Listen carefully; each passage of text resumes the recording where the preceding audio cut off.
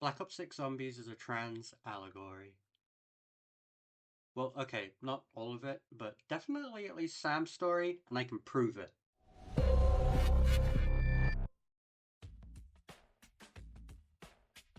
Now, I know what you're thinking, and no, you shouldn't text your ex right now. What the hell are you talking about? Given the vague nature of your question, I guess I'll go through this step by step.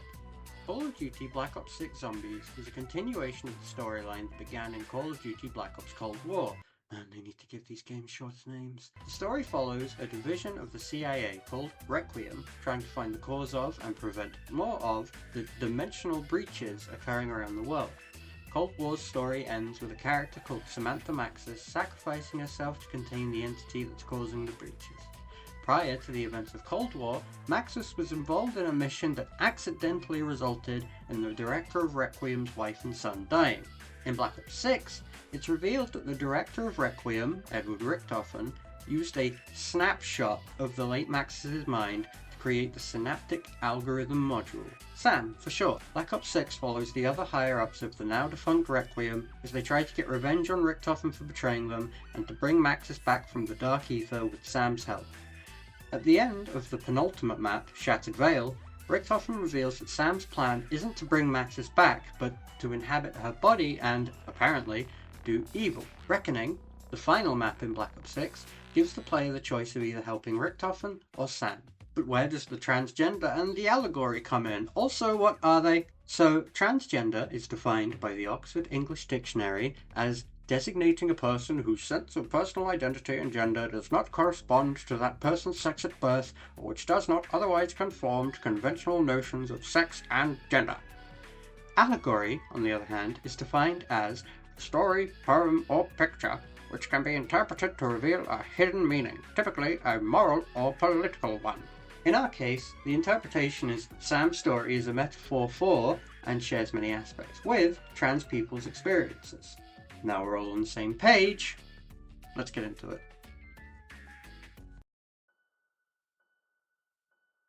Now, in order to make my first point, I need to make an assertion. Sam is, for all intents and purposes, Richtofen's daughter. Obviously, I don't mean literally here. After all, Maxis, whose brain Sam is based on, is only a few years younger than Richtofen. Not to mention, the pair don't exactly treat one another like parent and child. That said, Richtofen is Sam's father in the way that Dr. Noonien Sung is Data's father in Star Trek. Right? We all clear? Okay, good. With that in mind, let's explore Exhibit A. Richtofen just wants his son back. A common phrase that a trans person might hear from their parents during the earliest stage of their transition is, "I just want my son/daughter back." These words aren't always badly intended, though they aren't particularly pleasant to hear. From the point of view of the transgender person, they've spent months, maybe even years, deliberating over the decision to come out, so they've come to terms with that aspect of themselves. So when a parent or guardian says that to them, it sounds an awful lot like a rejection of who they are. On the flip side, to the parent, their child has suddenly decided they're trans. A person under their care they've known for literally their whole life up to that point is now dramatically different, in terms of presentation and aesthetic, that is, to the point where one might say they're a completely different person to the child they had a hand in raising. Most decent parents will, given time, get over this stage and realize that no, their son/daughter isn't gone, they've just taken a path that was unexpected. Unfortunately, some parents don't get over this. They get so caught up and obsessed with bringing back a child that doesn't exist anymore that they fail to appreciate, love, and cherish the child that they have. Richtofen just wants his son back. Obviously, he wants his wife back too, and that doesn't quite fit in here, but I can connect those dots. Just give me a sec to finish this thought first. Sam, as previously established, is basically Richtofen's daughter, but Richtofen absolutely doesn't see it that way. To him, Sam is, at best, a tool that Richtofen can use to bring back his son, and at worst, an ever-present reminder of his dead family. As for the wife, it's not unheard of for trans kids to split families. If the mother of a trans woman is accepting, but the father is not, then there's absolutely a chance that they'll get divorced over it, with the mother taking the kid with her. The father then might want for the times before, when he had a wife and son, while now he has neither. Told you I'd connect the dots. Exhibit B, the Dysphoria tape. In T2 Teleporter Lab, near the bioetheric portal, you can find a tape titled Dysphoria. To put my dictionary reading glasses back on for a moment, dysphoria is defined as a feeling of uneasiness, discomfort, anxiety, or anguish, often described as a state of general unhappiness or dissatisfaction with life. What that definition doesn't do justice, however, is the fact that in my 26 years on this earth, I have never heard the word dysphoria not be preceded by the word gender. Gender dysphoria is, generally speaking, a symptom of gender incongruence, which is the fancy doctor talk phrase for being transgender. I mean, it's not like they diagnose you with is it? The contents of the tape concern Sam's effort to get Richtofen to build her a real body. Richtofen says no, blah blah blah. What I'm very interested in is this exchange at the end. Damn it, Sam, shut up! I'm done having this debate with you. Focus on the project. No more distractions. Soon Franco will locate my father, and I will use the artifact to bring Samuel and Mary back. What I will not do is give in to the whims of some petulant clockwork girl. Eddie, please. Please. I live with a foot in each world, but I do not belong to either. If I carry on like this, it will destroy me. Then it will destroy you. This back and forth gives two very key details. Richtofen doesn't view Sam as a real woman, and Sam feels split between worlds. To be blunt, shitheads not viewing trans men and women as real men or women is nothing new, and is probably the easiest comparison to make, but what makes this example hit that much harder is the phrasing and the way Richtofen says it.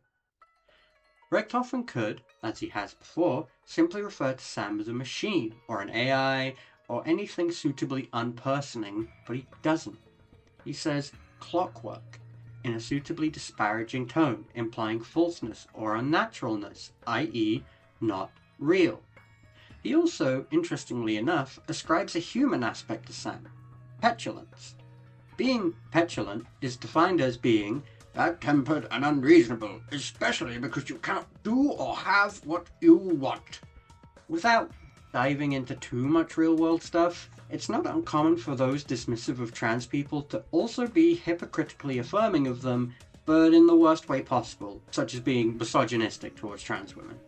Richtofen assigning Sam this human characteristic is another example of this kind of hypocrisy.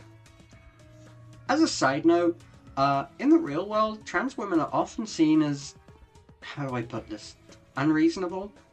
Again, not trying to get too deep with this, but the kind of derogatory characters you might find of trans women often depict them flying off the handle at the slightest misstep.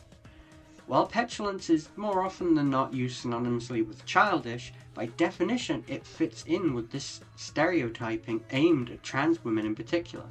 On the other side though, transgender men are also seen as being petulant and, more directly, immature or naive. So yeah, very interesting choice of wording there. To tackle the second important thing about this exchange, I'm going to rely a bit on some personal and anecdotal evidence. Sorry to all you essay heads out there in advance. When someone first comes out as trans, it's an odd time. You most definitely aren't the gender you were assigned at birth, but you also don't quite feel like the gender you are. Whether that be due to how you look, how you act, what hobbies you have, and so on. You don't fit in anymore with your old gender, and more than likely you've been socially exiled from that camp, but those who share your new gender likely aren't immediately willing to accept you. You are effectively stuck between two worlds, and it fucking sucks. This isn't the first time Sam has expressed this sentiment either. In the map preceding Reckoning, Shattered Veil, You can find the audio log titled Spectre in the corner of the kitchen near Double Tap Root Beer. At the end of that log, this exchange is heard. There are more pressing matters. But Eddie, I can no longer be part of the world. Not as I am. But I have memories of it. I feel them like a phantom limb. As I am. I cannot experience the world as I remember it. The memories I make do not match the ones I have. I am two separate beings, at odds with myself. I exist in darkness. Sam, Please, Edward, this is not a life. enough. You must learn to be content with what you are. You will never be anything more. Again, speaking from personal experience and experiences shared by other trans people, an overwhelming feeling of being at odds with yourself is common during your transition. Interestingly enough, one term for this feeling could be incongruence, i.e., gender incongruence. Another detail that both these logs have in common is Richtofen's staunch opposition to Sam's proposal. Viewing it through our trans allegory lens, it comes across similarly to a parent denying their child access to, or the opportunity to access, things like hormone replacement therapy, puberty blockers, or even just a new wardrobe selection. Richtofen has the means to help Sam. Honestly, it would probably be in his best interest to, and arguably he has the responsibility to take steps to make Sam's quality of life better, but he almost ideologically disagrees with the concept. He sees Sam as his creation to do with as he pleases, not unlike some parents view their children as means to achieve their own goals vicariously. With regards to the Spectre tape specifically, the way Richtofen dismisses Sam's wants is also incredibly important. You must learn to be content with what you are is something you could very easily hear a parent say to their transgender child. This would likely come more from a place of believing transness to simply not be real, and comes off a little conversion campy. What takes this quote further, however, is how Richtofen's tone changes in Dysphoria. Rather than approaching the topic with the slightest amount of fatherly care, Richtofen is outright cruel to Sam, stating in response to her protests, "Then it will destroy you." Not to get too heavy, but this links in with transgender people and suicide. A cis person can never know what gender dysphoria feels like, so let me give you an idea. Imagine waking up every day and feeling the overwhelming urge to tear your own skin off. Transgender people that can't get access to the transition tools they want and, quite frankly, need, will understandably get depressed and, if that's left untreated, suicidal. Sam is quite literally crying for help here. She is telling Richtofen, "If I can't be who I know I am, then I will die." His response? Then do it.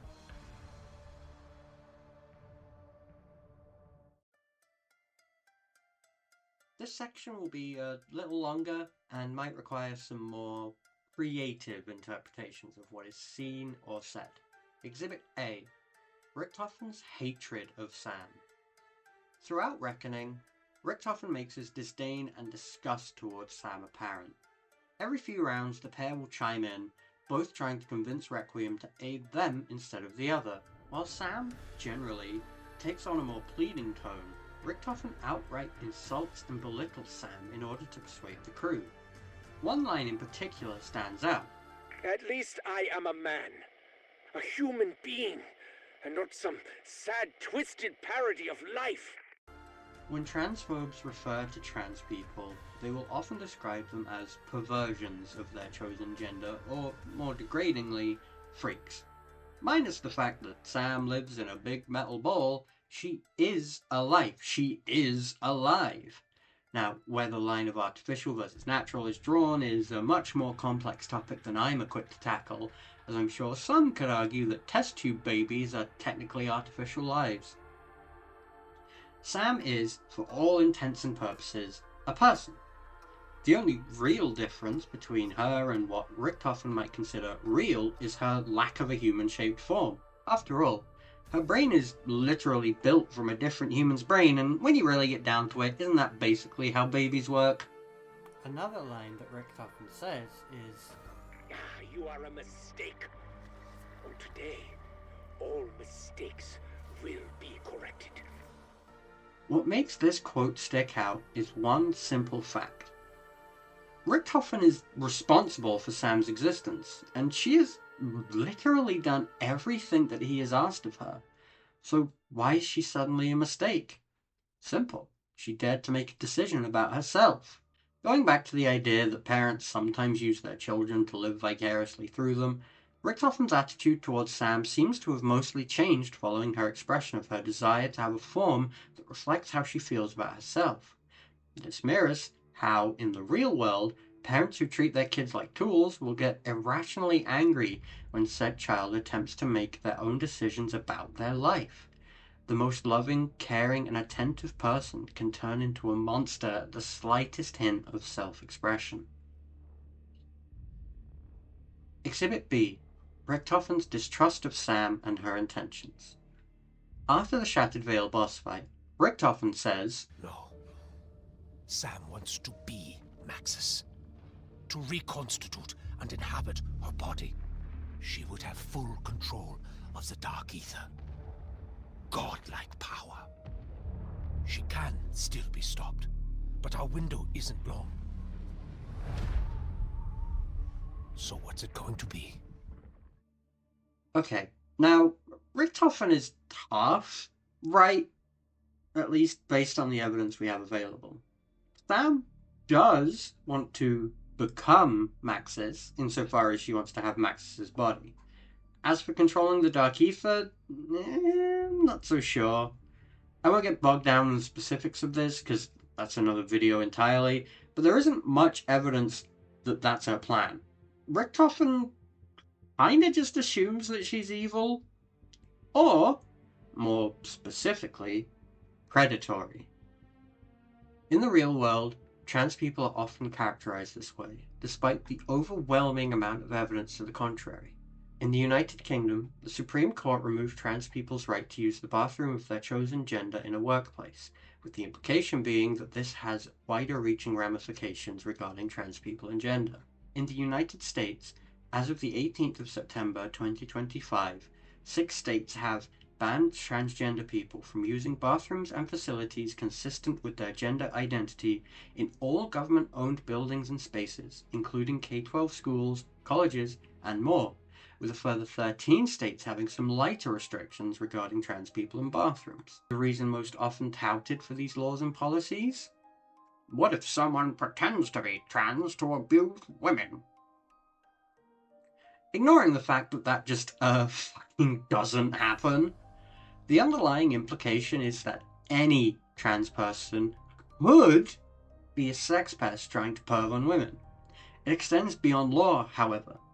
Pervs and other assorted transphobes often tout how uncomfortable trans women make cis lesbians feel, painting a caricature of, again, a man pretending to be a woman to get with a lesbian. In essence, the vitriol seems to be based on the assumption that all trans women are predatory. With regards to Sam, Richthofen assumes that she is trying to take advantage of Requiem to achieve some larger, more sinister goal. Let's get one thing out of the way. Sam did lie to Requiem. However, there's little evidence that her reason for lying was malicious. In the first few rounds on Reckoning, Gray and Sam have a bit of a back and forth.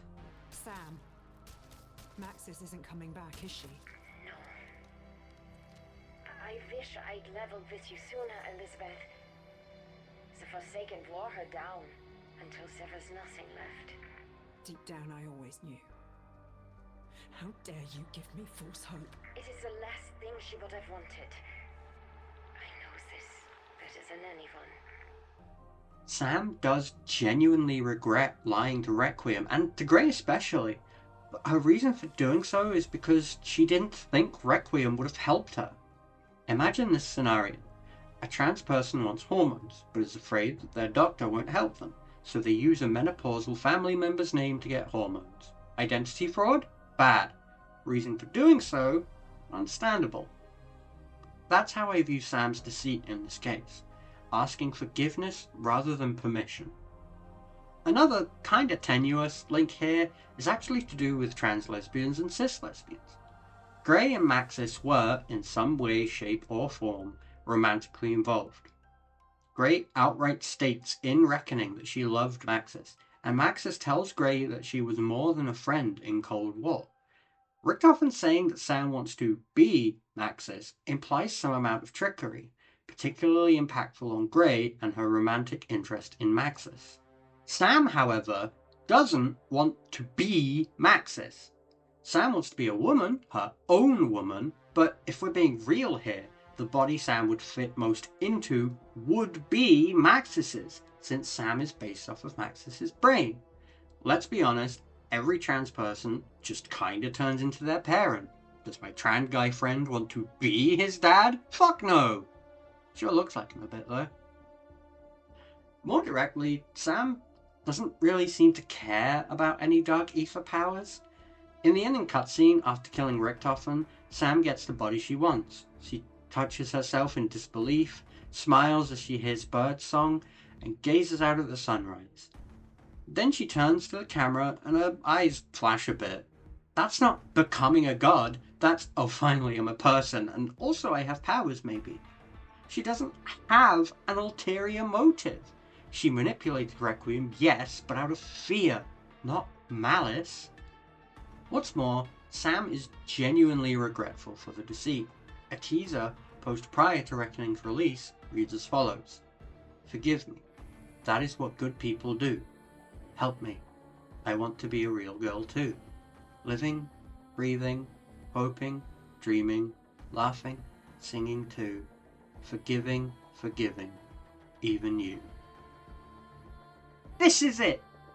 This is the smoking gun. Sam outright states that she wants to be a real woman, and if we assume the you is Richtofen, she wants to forgive Richtofen for not helping her. Read that poem again and tell me those are the words of a woman who wants to become a god. I dare you!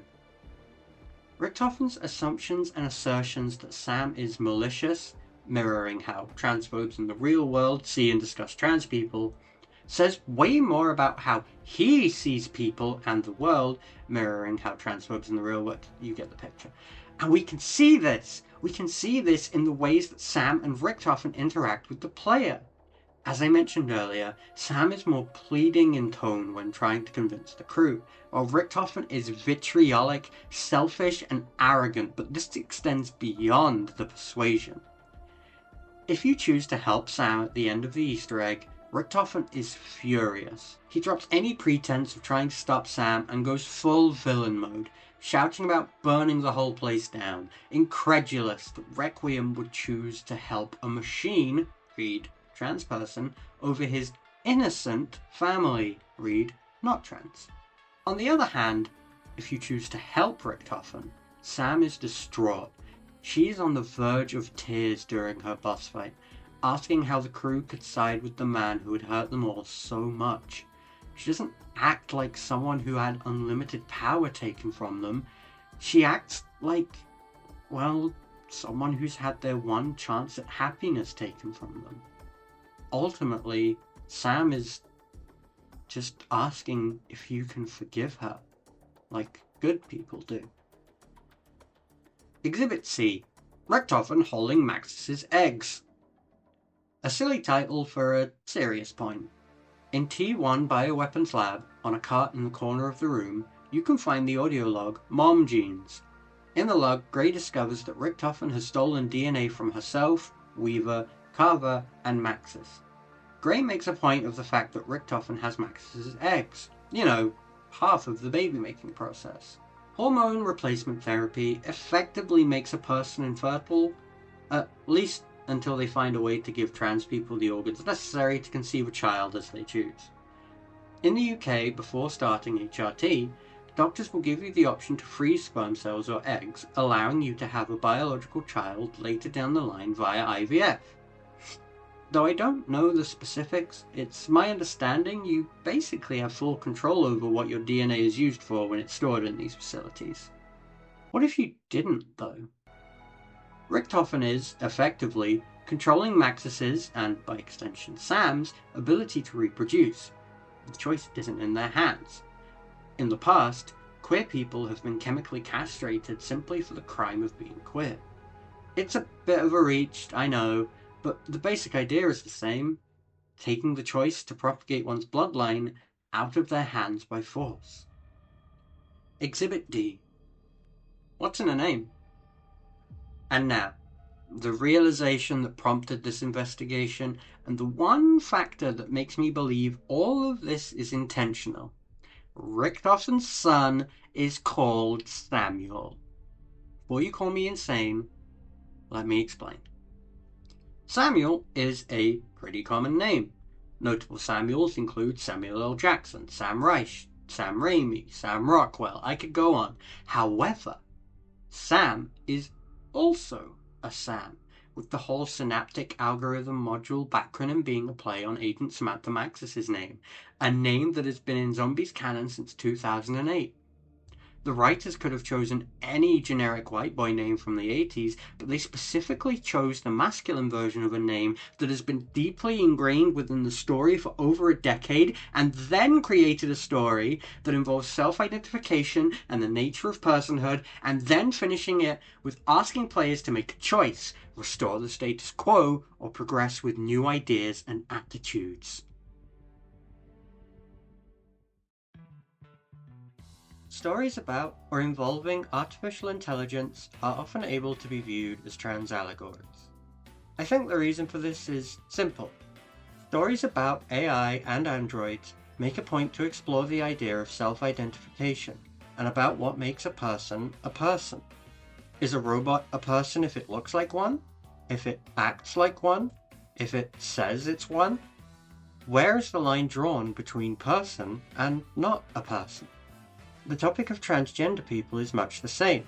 When does a person become a certain gender? Is it when they look a certain way? Act a certain way? When they say they are? For what it's worth, if someone tells me they're a certain gender, then I say that's who they are. Who gives a shit?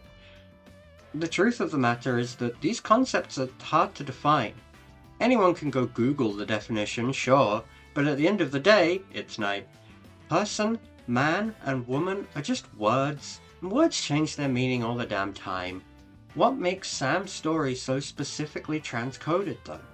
Why did I choose to analyze a character from a Call of Duty game mode through the lens of the transgender experience? Simple. It resonated with me. I care a lot about COD Zombies. It's a game mode that's near and dear to my heart. It's how I made many of my friends. It's something I bond with my partners over, and it's an incredibly deep and intriguing story. The topic of representation comes up a lot when new media releases, and I tend not to base my opinion of something over how many diversity points it has.